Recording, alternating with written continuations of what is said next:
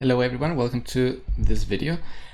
In this occasion we're going to be solving an example. This was taken from Griffiths Introduction to Quantum Mechanics. This is problem 2.5 in the third edition. So what this problem says is it asks you to calculate the expectation values of x, x squared, p and p squared, and also sigma x and sigma p, which are the uncertainties, for the n stationary state of the infinite square well. That should be nth. I must have mistyped. Check that the uncertainty principle is satisfied, and then determine which state comes closer to the uncertainty limit. Okay, so that's what we are going to do. So this problem basically is just to practice calculating these expectation values and also checking this uncertainty principle, the Heisenberg uncertainty principle, to which we also dedicated a video. If there's anything here that you don't understand, I explained everything in previous videos, so feel free to just go back and check it there. Okay, so expectation value of x. So remember, the way we calculate expectation values is we integrate and we basically sandwich our operator. In this case, the x operator is just x, so it's just psi x psi of x dx. And in this case, well, if I'm gonna write psi, I should just leave this undetermined. And remembering what our psi's are, we are going to get integral from 0 to a, 2 over a sine squared of n pi over a x times x dx. Okay, so here I did skip a step because we have already written in these psi many times, so I just multiplied right away. So this is basically just psi squared because it's a real function, so it's just going to be this squared. Now to perform this integral, my recommended trick is just to remember that the sine of alpha, sine squared of alpha, is 1 minus cosine of 2 alpha divided by 2. Okay, this is such a trigonometric identity. I hope you have seen it before. If not, it's quite easy to prove. You just have to use cosine squared minus sine squared of some angle. This is cosine of 2 alpha, and also that the cosine squared plus sine squared is equal to 1. When you combine these two equations, you can prove this. Okay, so we are going to use that now and put it into the integral. So this is just integral from 0 to a, 2 over a. This is a half minus cosine of 2n pi divided by a times x, and of this x dx. Oh, there's supposed to be a half here too. Okay, so I'm gonna cancel out these 2's and put the 1 over a outside. So we get 1 over a. And now I'm gonna separate the integrals, 0 to a. This is just gonna be x dx minus integral from 0 to a cosine of 2n pi over x over a x times x dx. Right, yes, okay. So there's two integrals to perform. The first one is quite easy. It's just direct integration. We get x squared over 2. This is gonna be my I1, I2. So I1 is just x squared over 2 between 0 and a, so we get a squared over 2. Wait, there is something that is... oh no, it's fine, it's fine. Okay, so we get this a squared over 2. Now the second integral, we have to perform here integration by parts. So in order to do that, well, I hope you're familiar with this technique. We are just going to say u is x, du is dx, dv is going to be cosine of 2n pi x over a dx, and v is just going to be sine of 2n pi ax, and do not forget to apply chain rule here. Okay, so using this we can now write this integral. What do we get? We get I2 is going to be, I'm going to leave this minus sign outside. Okay, we have to remember to put it in later. So we are going to get the So first term is x sine of 2n pi divided by a times x times a, and this thing divided by 2n pi, and this whole thing evaluated between 0 and a. But the thing is, if we evaluate this at a, for example, this here would have an a, and that a would cancel out the a that is down here. So we have 2n pi, sine of 2n pi, which is always 0. And in the second case, it's going to be sine of 0, which is always 0 too. And well, times 0, which is also 0. So this first term is always going to be 0. And the second one is going to be minus. It's going to be integral of a divided by 2n pi sine 2n pi x a dx between 0 and a. And when we do this integral, we're just going to get, it's going to be minus a 2n pi. And well, sine is just going to be minus cosine 2n pi x a 2n pi, and this evaluated between 0 and a. But as we can see, this is just going to be a squared divided by 2n pi squared. And the cosine evaluated at a, it's going to be cosine of 2n pi, which is always 1. And cosine of 0 is going to be 1 as well. So this is going to be 1 minus 1, which is always 0. So the expectation value of x is only going to be from this first integral that we had here. So we have to now put it in here. So when we do that, we get that this expectation value of x is going to be 1 over a times this result from I1. This 1 over a was already here, right? This one. So this is just going to be a squared divided by 2. So this is going to be a over 2. Okay, this is going to be the expectation value of x. And this makes sense because remember our wave function it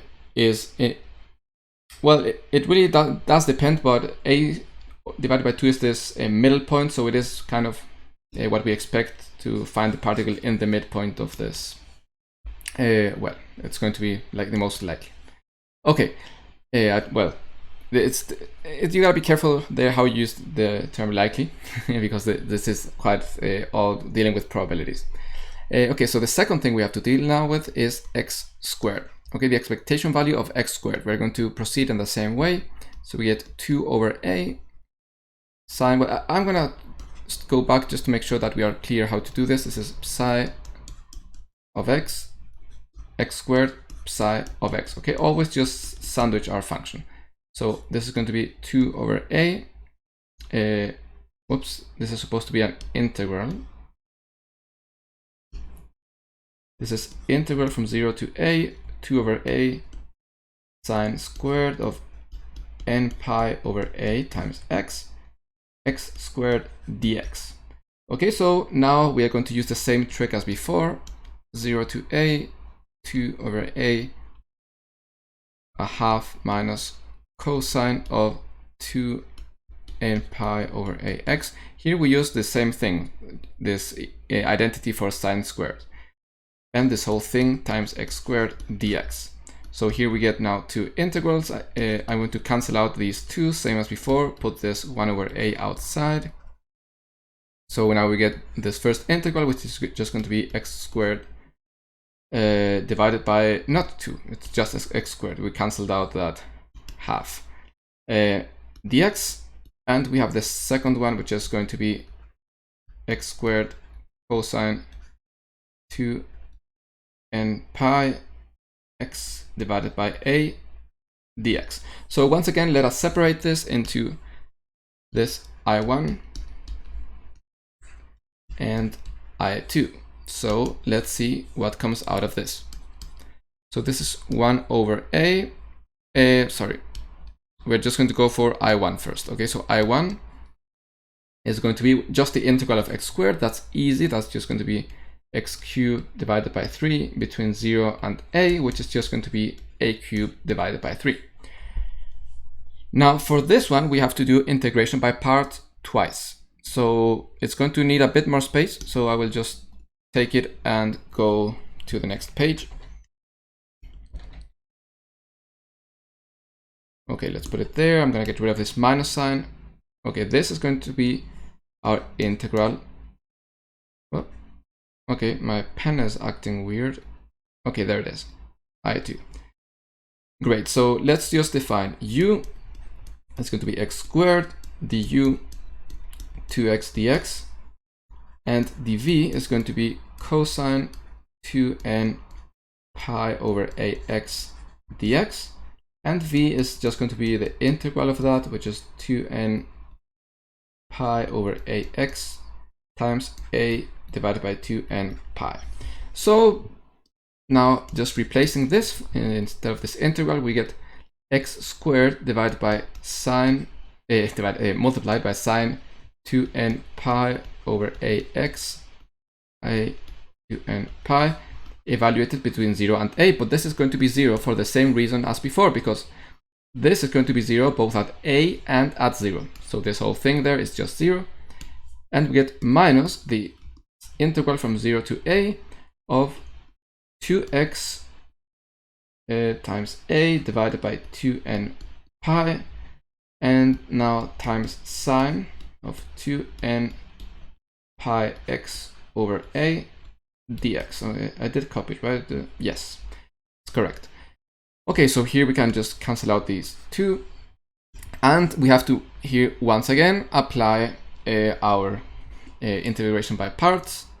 So I'm just gonna call it u and v again, just make sure not to confuse them with the ones up there. So u is going to be x, du is going to be dx, dv is going to be sine of 2n pi over ax, and v dx, and v is just going to be the integral of that, so minus cosine of 2n pi x over a times a 2n pi. Okay, so this integral is now going to be minus x cosine 2n pi over ax times a divided by 2n pi, evaluated between 0 and a, minus the integral of minus cosine, so this is going to be positive, of a 2n pi cosine of 2n pi over a x dx, and this whole thing is multiplied by a divided by 2n pi, right? Because this is what was here. Okay, we can't forget about oh, it's without the 2, sorry, it's just a divided by n pi. Okay, so let's now replace these limits. So here we get cosine of 2n pi. Okay, let's just go for it. So first one is minus a cosine of 2n pi times this a, so it's a squared 2n pi, minus, so it's plus now because it's minus minus when we evaluate the second term. So it's minus minus, now evaluated at 0, but that's just going to be 0 because this x here is 0. So we get this term right here, and cosine of 2n pi is always 1, as we discussed before. So we can just leave it there. Okay, so that's a squared 2n, yes. And this integral right here, let's solve it. It's just going to be plus a divided, wait, did I multiply this? No, I'm going to leave it for later. Okay. So this is going to be a divided by 2n pi times the sine of 2n pi divided by a times x, a 2n pi between 0 and a, and this is once again going to be 0. We saw this many times already. Sine is going to be 0 at a and at 0, so this whole expression is just 0. So we can just leave it outside, and we have this multiplied by a divided by n pi. So this is our I2. So we have now the results. Let us simplify it a little more. This is minus a cubed divided by 2n pi squared. Okay, so this is our result for this integral. Let us now go back and put everything into our expectation value. So this was just the expectation value of x squared was just 1 over a times I1 minus, was it minus I2? Let's see, how did I define it? Did I take the minus sign here? No. Okay, so it is, whoops, I went wrong way. Okay, I1 minus I2. So what are our results here? It is I1 was a cubed, so it's 1 over a times a cubed divided by 3 minus, there seems to be a slight mistake with a sign here somewhere. Let me see if I can spot it. Let's see, so it's x cubed with this minus this. When you integrate, no, it's cosine sine minus this. Okay, I think I left this minus sign out. Yeah, I left this minus sign out.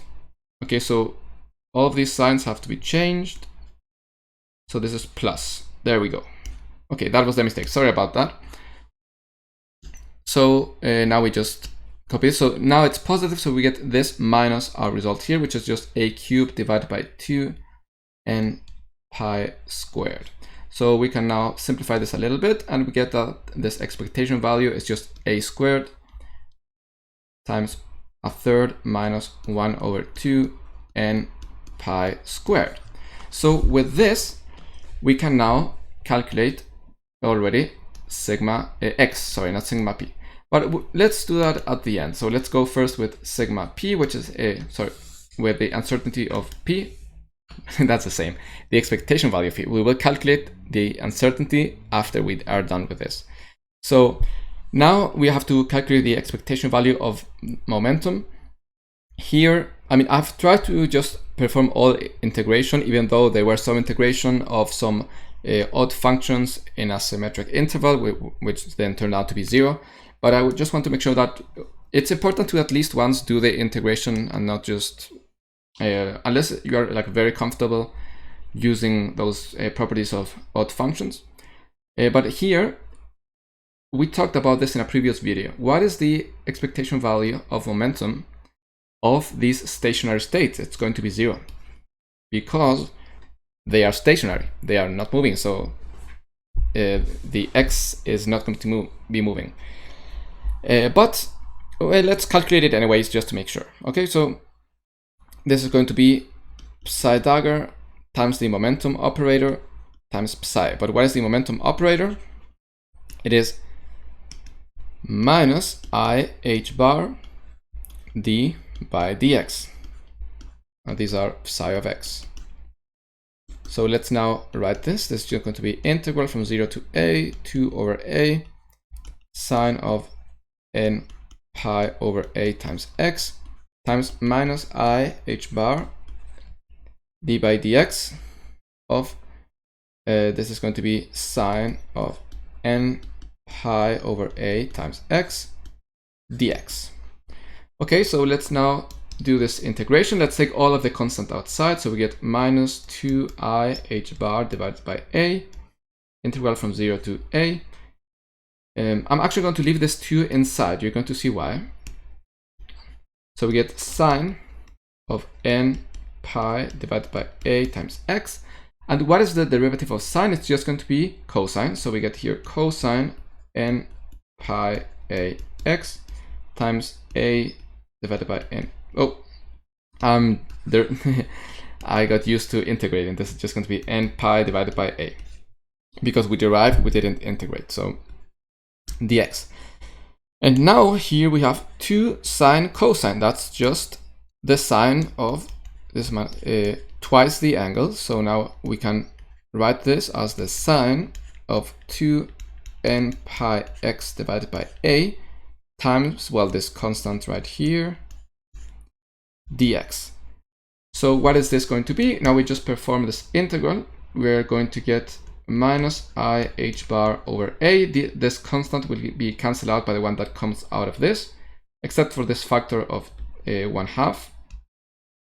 And this is going to be cosine of 2 n pi over a x evaluated between 0 and a, but this is going to be 0 as we saw before, because it's evaluated at a, it's going to be 1, evaluated at 0, it's going to be 1. So it's just going to be 0. So as we see, this is indeed 0, which is what we expected and what we knew.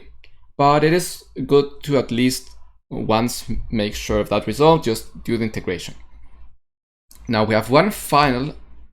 I'm sorry if I'm doing this quick, I'm trying to make sure to get this all done and not take too long. I hope this is not confusing. This is just a basic integration, to be honest. I mean, this is just somewhat annoying integrations, a lot of integration by part. Now we're actually going to see an important trick. So this expectation value is going to be, as always, just this sandwich between the eigenfunctions, the wave functions, and this momentum operator squared. But let us now take a look at this, because there's an important trick here. So let me just write the form of this operator here. This is just minus h bar squared d squared dx squared, right? But let us take a look at the Schrödinger equation. We did something very similar to this in a previous video. So if you have been paying attention, I hope you will recognize this.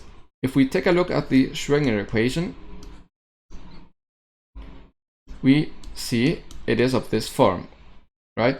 In the case of no potential, which is where we are in this particular case, our potential is 0. So from here, we can actually see that minus h bar squared d squared psi dx squared is just 2m times the energy times our wave function, right? And this is exactly what we have in here. So we can now rewrite this using what we just found. So this is just going to be psi dagger of x times 2m e n psi. I'm writing this n down just because there are many different states, as we know, and I want to emphasize that here, dx. And this energy is just a constant, so we can just take it outside, and we get the integral of psi n dx, and this is just 1, right? We know that they are orthonormal. In this case, they are both with n, so this Kronecker delta that we saw in the last video is just delta n, which is just 1. So here we just get that the expectation value is going to be 2m e n, and if we write the equation for the energy, it's just going to be 2m times n squared pi squared h bar squared divided by 2m a squared, where the 2m cancels out, and we get that this is just going to be n squared pi squared h bar squared divided by a squared. Okay, so now we finally found all of our expectation values, so we can begin calculating our uncertainty. So let's begin with x. Now remember, this is just the square root of the uncertainty of x squared minus the uncertainty, the expectation value, sorry, of x squared. So what was this first one? I actually don't remember. Let me go see. Where is this result again? There we go. It's just a squared times 1/3 minus 1 divided by 2n pi squared. And this other one was a divided by 2, but since we have to square it, we're going to get a squared divided by 4. So we can now rewrite this. We can factor out the a squared, which we can then take out of the integral. So we get the integral, the square root. And then we have 1/3 minus 1/4, which is just 1 divided by 12. This is just algebra, you can check it. Minus 1 divided by 2n pi squared. Okay, and this is going to be our sigma x. So what is our sigma p? This is just going to be similar as before, sigma p squared minus sigma p squared. But the second one is just 0. And the first one was just n pi h bar divided by a all squared, but it's inside of a square root, so we just get n pi h bar divided by a. All of these are positive quantities. So what we get now, well, that's basically a result actually, but what we want to do now is check the Heisenberg uncertainty. So what we get is just we have to multiply these two uncertainties. It should be greater or equal to h bar over 2. That's what we want to check. So let's do that. So now when we replace this, we are going to get a times this square root. We can actually simplify this a little bit. We can take common denominator. We leave this at 12. We have to multiply by n pi squared minus 6 divided by 12 n pi squared. And this times n pi h bar divided by a. So the a is going to cancel out. We can take this pi outside and actually the n2, and they're going to cancel out this right here. This cancels out with that. And we can write 12 as 4 times 3, and we can take out the 4. So we get h bar divided by 2 square root of n pi squared divided by 3 minus 6 divided by 3, which is just 2. So this is our uncertainty. So let's now see for which value this is going to be equal, the smallest, and see if it actually satisfies the Heisenberg uncertainty theorem, right? So it's going to be smallest clearly for n equal 1, okay? Because it's just, after that, it's just going to keep growing, right? It's just a monotonically growing function. So let us just see what happens when n is 1. So we get that the uncertainty is going to be h bar divided by 2 square root of pi squared divided by 3 minus 2. So let us see what this square root is going to be. It has to be greater than 1, because in order for this whole thing to be greater or equal to h bar over 2, this is going to have to be greater or equal to 1. So this is just pi squared, I'm putting this into my calculator, divided by 3 minus 2, and square root of that, it is h bar over 2 times 1.136, which is greater than 1. So we can see that the state with the lowest uncertainty is going to be the state with of n equal 1, the first state, and after that it's just going to increase. And we can see that all of them are going to satisfy Heisenberg's uncertainty principle. Okay, so that was this problem. This was Griffiths problem 2.5. There are many very good problems in Griffiths' book if you want to study. I'm going to take a few more examples from there. And all that we have to do in this sort of problems is just know what this formula is and just do the integrals. They can be annoying, but it's quite straightforward. You can sometimes use the fact that there's going to be some odd function in a symmetric interval, so you can see that it's going to be 0 right away. But if you're not sure, for example, with this second one here, but if you're not sure, it is good to just go ahead and do the integral, especially if you're just starting. You're going to be seeing the tricks later on. And the final thing to know, obviously, you have to know how to calculate these uncertainties, but the hard step is just to calculate the expectation values. Once you have them, it's just a matter of putting them here in the right order. So yeah, that's basically it. I hope you liked this video. If you did, well, I hope to see you around in the next few videos. I will do at least one more example, and well, I'll see you then.